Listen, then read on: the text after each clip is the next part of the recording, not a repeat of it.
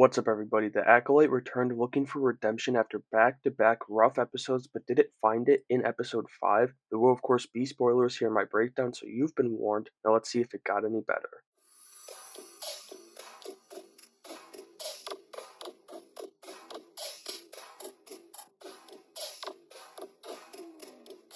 This one opened up with the aftermath of the Sith revealing himself as Osha comes to. She finds one Jedi already dead in the forest and can hear the clashing of sabers in the forest across the way as the rest of the Jedi minus Jekki and Sol are engaged with the Sith. This was the first of many epic action sequences this episode and a great opening to bring you back after 2 tough weeks. The Sith, he makes quick work of all the background Jedi and then he gets a shot in on Yord's leg as Osha runs off after she saved Yord from dying, but the Sith pursues her and is going to get her until Sol saves her. Sol commands Yord to get Osha to the ship, probably wanting his injured companion to get out of there too, as Sol faces off with the Sith alone.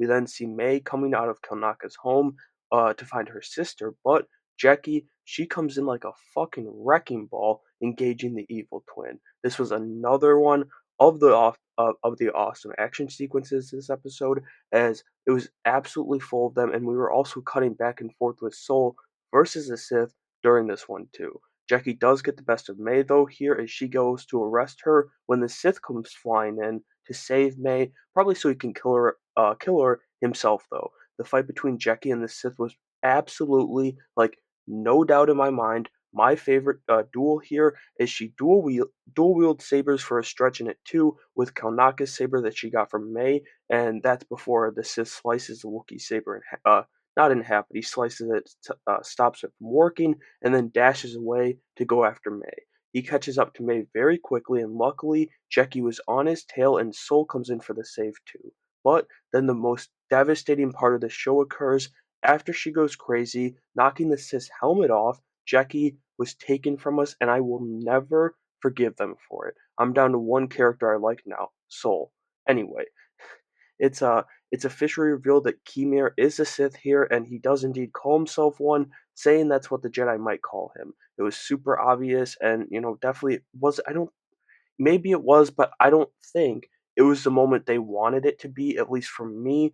But I love Manny Jacinto in this role, and he's low key jacked, which you don't notice when he's being Squirmy Kemir in the first couple episodes. During this stretch of the episode too, he had a great line while he was fighting Soul, where he said, "I don't make the rules, the Jedi do. They say I can exist," and I love that. And the delivery on top of it was just perfect. And I mean, you guys know by now, I'm a Jedi hater, even though I love them. It's a love-hate relationship because they really do suck. And one of that really sucks in this show, Yord, is also no longer with us after Kemir snapped his neck, which forced Sol to snap momentarily. It really does take a lot for Sol not to kill Kemir here in this scene, and Osha even stops him from doing so before she sacrifices Pip using his bright light to draw the Umbra Moss to Kemir as the Sith is taken away in an Obi-Wan Kenobi level of goofy way. With him taken care of, though, Sol and Osha turn to take care of May, but she's already back on her feet and she stuns Sol.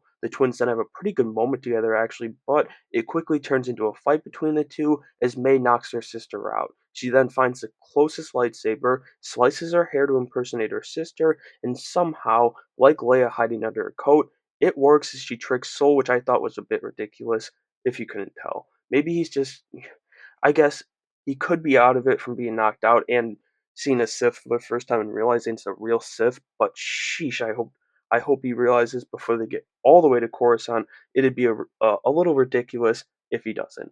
Then, even though he was taken away into the sky, Kimura takes out all the bugs, or they just get tired with him, and he escapes them as he heads back to the scene of his slaughter and finds Osha. He definitely notices she's vulnerable, so he takes care of her, and it seems the twins are legit going to be flipping spots now. I thought that was easily the best episode yet from the show, and that might not be saying much, but even with that, I'm still not quite sold on this story or this era for that matter. But I'm at the very least intrigued with where the show is seemingly going. I'll say, even with the shaky execution so far. The action is also still carrying the series, in my opinion, and it still did here, but In this episode, it's less of a bad thing because it was truly so incredible, and the story did pick up the slack a little bit more. And I'd have to say, the action, it's probably the best since Disney bought the company. And so that'll do it for my breakdown of the fifth episode of The Acolyte.